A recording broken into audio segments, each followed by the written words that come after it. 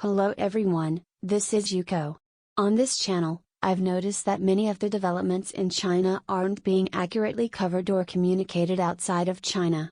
To address this, I've been gathering information and sharing it in English. I pull information from various sources, so I would appreciate your comments on the content of my videos.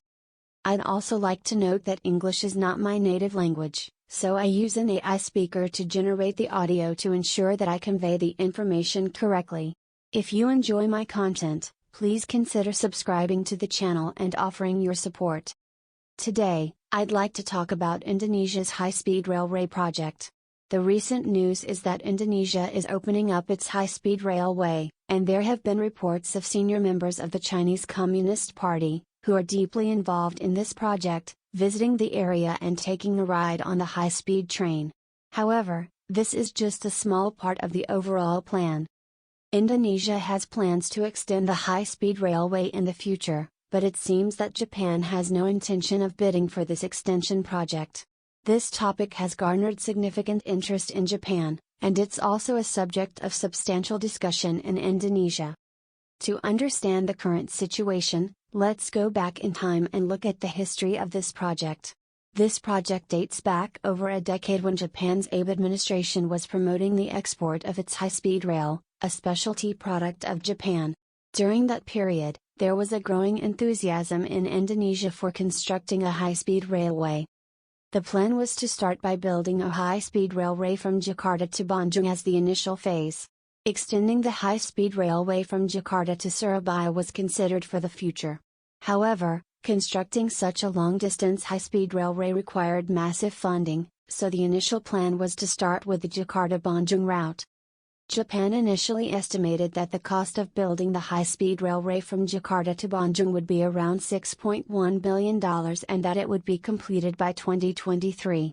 However, the following year, China, under the leadership of President Xi Jinping, proposed that they could build the high-speed railway more inexpensively and quickly as part of the Belt and Road Initiative.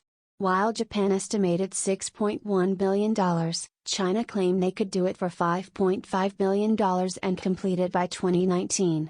This Chinese estimate wasn't based on thorough research but rather appeared to be timed to align with Indonesia's presidential election in 2019. It turned out that the construction didn't progress smoothly. Various issues arose on the Indonesian side. The Indonesian government claimed that they didn't have the funds to support the construction of the high-speed railway. In 2015, the Chinese Communist Party proposed establishing a separate state-owned entity to oversee the project, distinct from the Indonesian government. China offered support to this special-purpose entity to move the project forward. This is the entity that was established to oversee the construction of the high-speed railway, which was projected to cost around $5.5 million initially. The critical point here is that Indonesian companies, while undertaking the high-speed railway project, were expected to bear full responsibility. However, these Indonesian companies were closely tied to Chinese companies and were responsible for procuring materials from China and building the high-speed railway. Under this scheme, the borrowing conditions from China stipulated that materials had to be purchased at prices quoted by Chinese companies, leaving no room for competitive bidding. Typically, competitive bidding helps in cost reduction when a large quantity of materials is needed. In this scheme, competitive bidding to reduce costs was effectively blocked. Furthermore, the high-speed railway project was designed to Chinese standards, and when Indonesia took on loans under these conditions, China could demand favorable prices for the materials. As expected, the project's cost significantly exceeded the initial estimate of $5.5 billion. It was reported that by 2021, it had ballooned to around $8 billion, and it might have increased further since then. On the other hand, Japan had initially estimated that the project could be completed for $6.1 billion. Therefore, it was a misjudgment on Indonesia's part to choose to contract with China to reduce costs. China's plan was sloppy, and the actual cost exceeded Japan's initial estimate. The problem was that it wasn't clear who would bear the burden if the costs exceeded the initial plan. Since foreign companies were in charge of the project, Indonesia ended up shouldering the increased costs. The special purpose entity on the Indonesian side was essentially a company established by state-owned enterprises, and if it goes bankrupt, it would result in significant losses for Indonesia's state-owned enterprises.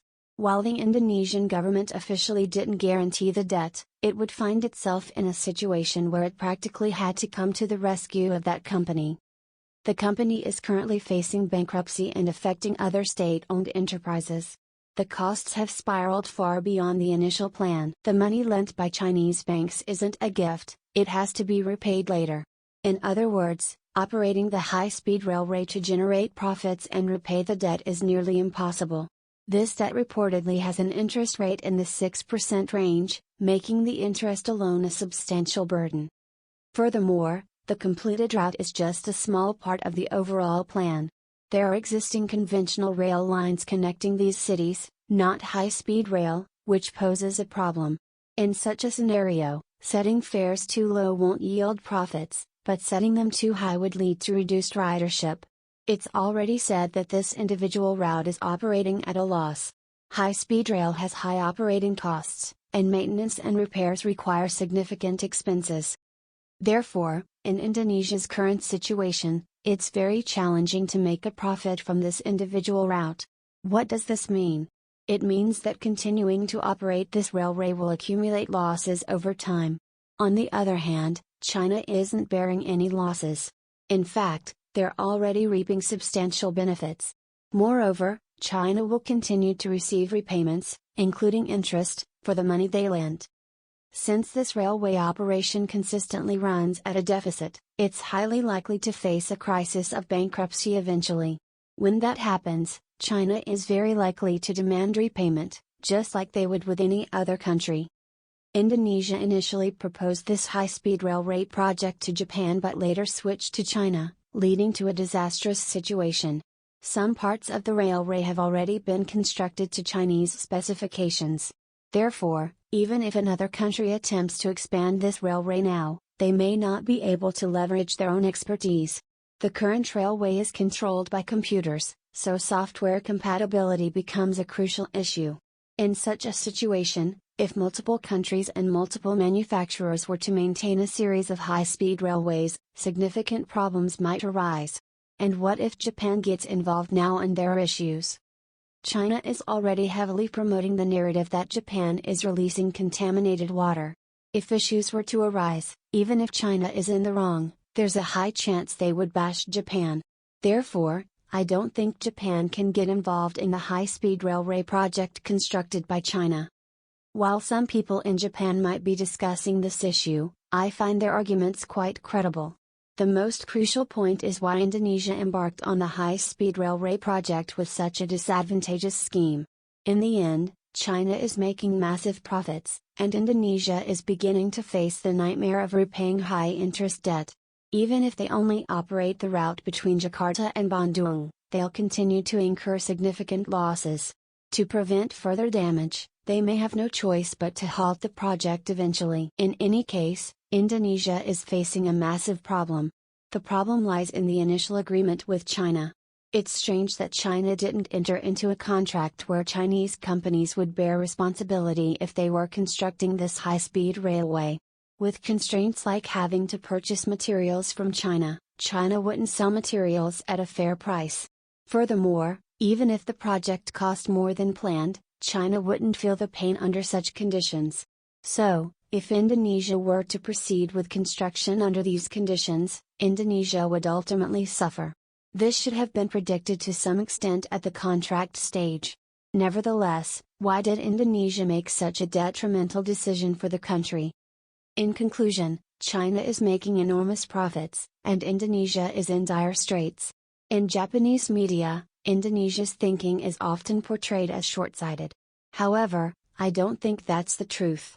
There's a background behind this, and it's essential to understand the tactics of the Chinese Communist Party. Within the organization and even at the national level, the Chinese Communist Party targets those with decision-making authority. They offer personal benefits and, as a result, steer the organization or country in a direction beneficial to the Communist Party. Ultimately, specific individuals determine the overall direction of the organization or country. Therefore, if they can control these individuals, they can also cause losses to the organization or country. By offering personal benefits while guiding the organization or country in a direction favorable to the Chinese Communist Party, they operate. These practices are often seen in organizations and countries where individuals wield significant authority. Therefore, understanding the tactics of the Chinese Communist Party is crucial.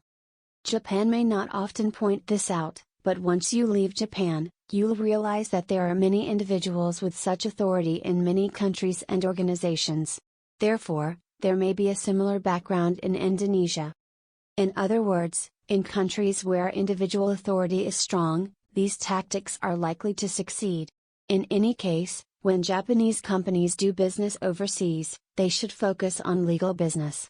Especially for large projects involving politics, the success rate of Japanese companies is low, especially in countries where incompetent politicians are in leadership positions. Furthermore, not succeeding in such places merely demonstrates that Japan is an upright country. So, there's no need to feel discouraged about it. That's all for this discussion today. Let's meet again next time.